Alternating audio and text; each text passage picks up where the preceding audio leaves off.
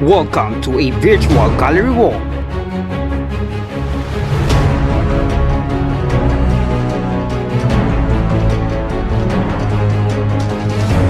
Pre-colonial period.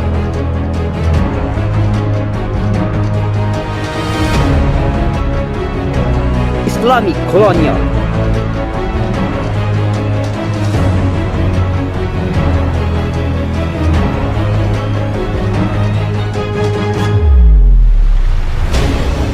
The Spanish period.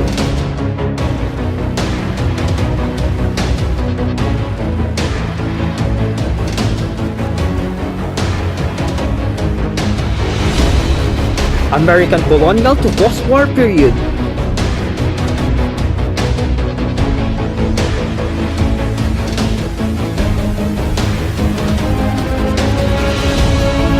'70s to contemporary period.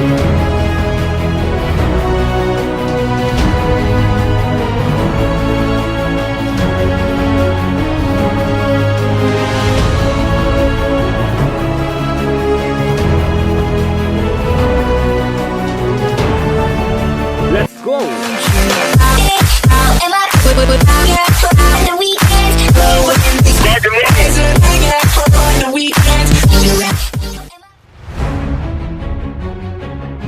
Ritual is considered as the earliest form of theater during pre-colonial period. This is Kanya, one of the rituals during the pre-colonial period. This is a ritual involving animal sacrifice officiated by shaman that can be found in Cordillera Autonomous Region. This ritual is done for healing, birth of a child, wedding, and burial ceremonies. This frame contained drums, pipes, flutes, kudyaki, kolintang, and sister. All of that are the ethnic musical instruments used by our ancestors during that period. During pre-colonial period, the movement of native dance are often imitated by the movement of animals, human, and element from nature. This is Banag-Banag, a native dance that arises during pre-colonial period. This is a Hiligaynon dance that portrays a mother hen caring for her chick, which is called Banag, and aiming to protect them to a hawk that represent evil. This is Tinikling, a popular Tagalog folk dance that portrays the movement of crane, which is involved balancing and swiftly movement. This is a carved anito figure of Hippogams and called as Budol. This is represent ancestral spirit and granary gods. It is placed in the rice granaries as the guardian of the harvest. This is Manunggul jar that is discovered at the Manunggul cave at Lipun Point, Palawan during late Neolithic period. It is a secondary burial vessel where buried and exhumed bones are placed and the figure above the jar is represent the afterlife. Commonly, the weaving technique are only applied in creating clothes, but in this picture, weaving is used for agricultural purposes. It is called wubo, invented by the Ilocanos, wherein the bamboo strips are woven to create fish traps. This is Wakol Tugay, a famous tattoo artist. Tattoo were valued because it was believed to protect individual from evil spirit, and it is also a symbolize maturity and bravery.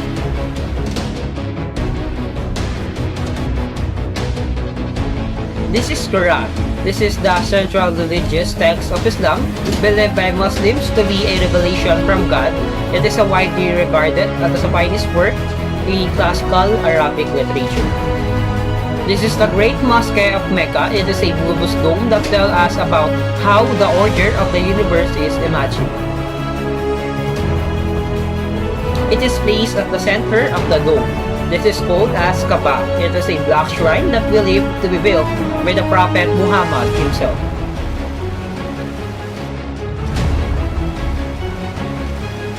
With the coming of the Spaniards, they brought Western musical instrument, which is the pipe organ, piano, violin, and guitar that is seen in this frame. Santo or Santos that is displayed in the decorative altar niche is called retablo. Retablo integrates architecture and sculpture in colonial churches. This is Via Crucis. It is an important inclusion in colonial churches, which are presented as a series of 14 painting or relief sculpture depicting Christ's crucifixion and resurrection. This is Pabasa, a Philippine epic narrative of the Passion, death, and resurrection of Jesus Christ. The indigenous form of the Passion was first written down by Gaspar de Belen entitled Mahal na Pasyon ni Jesucristong Panginoon na Tola, written in 1703 and approved in 1704. This is the first sarsuelas in the Philippines, which featured a European cast exclusively in Spanish. It is an opera which features singing and dancing interspersed with prose dialogue which allow the story to be carried out in song. This is Cariñosa. It is a Hispanic origin Philippine folk dance.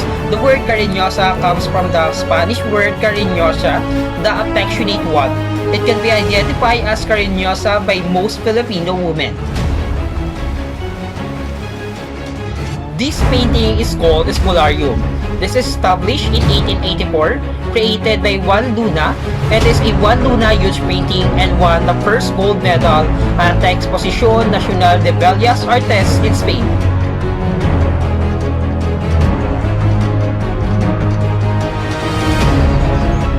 This is Drama Simbolico, a one-act play game to represent a deep and profound journey for freedom. It was served as a medium for political protest, openly attacking the Americans.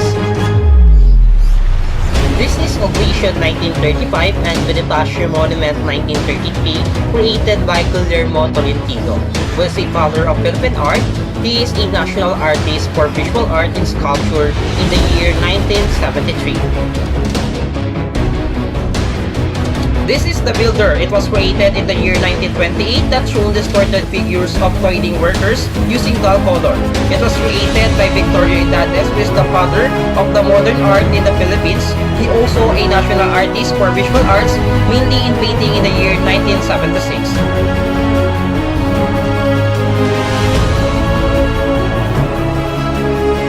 This is Hernando Ruiz Ocampo.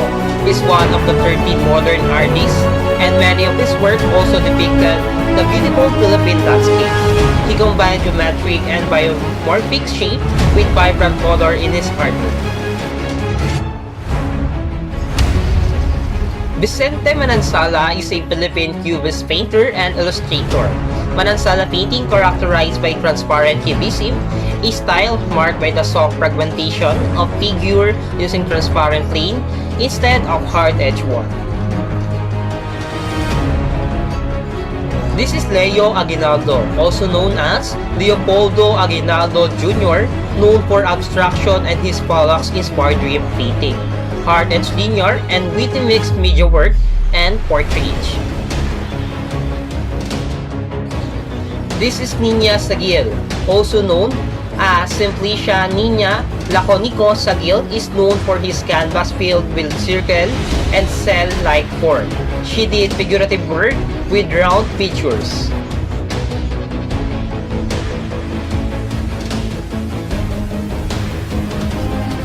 Levi Celerio was a Filipino composer and lyricist who is credited writing not less than 4,000 songs.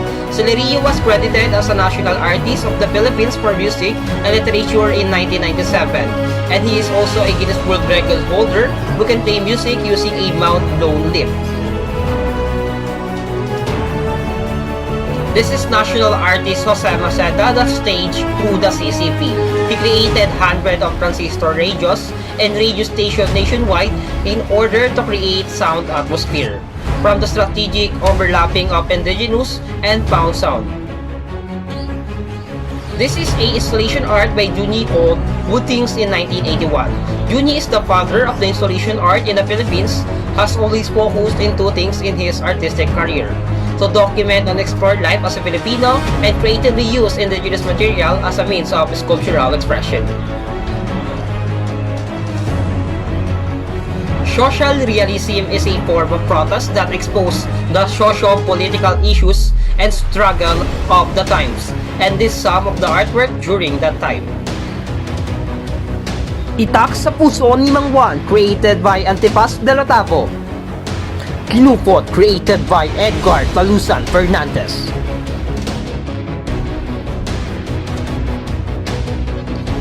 This is a expressionism created by Onip Alvido, which featured men with oval face and often gloaming, with a mysterious expression on annoy. This is Pieta 1969, a gigantic metal sculpture that's created by Eduardo Castillo Pieta, which is evoke a strong feeling of anguish and loss through the expressive pose of Mary the Mother and the body of Christ which she supports.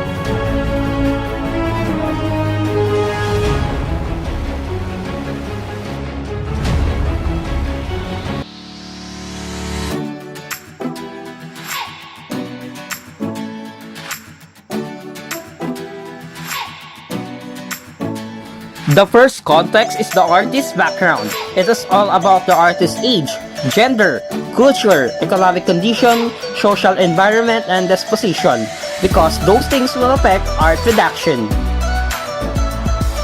The second context is the nature.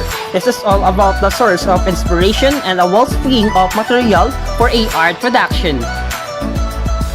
The third context is the everyday life, because it signifies life not only in aesthetic appearance, but also its functionality and its value to the community. The fourth context is the society, politics, and economy and history, which focus on the development of art because it will identify the Filipino new art patrons. The last context is the mode of perception. It is all about considering our personal identity as a perceiver of art, because reception is very much affected by our level of exposure to the art form that may be unfamiliar of have startling or shocking image. That's why need to consider the type of audience.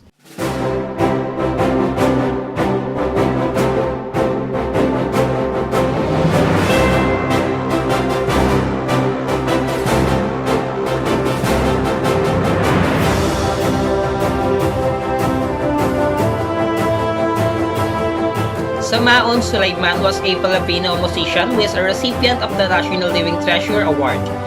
The Mama Sapano Maguindanao, Western Mindanao Island is known for mastery of the indigenous Kudyapi instrument where he lived.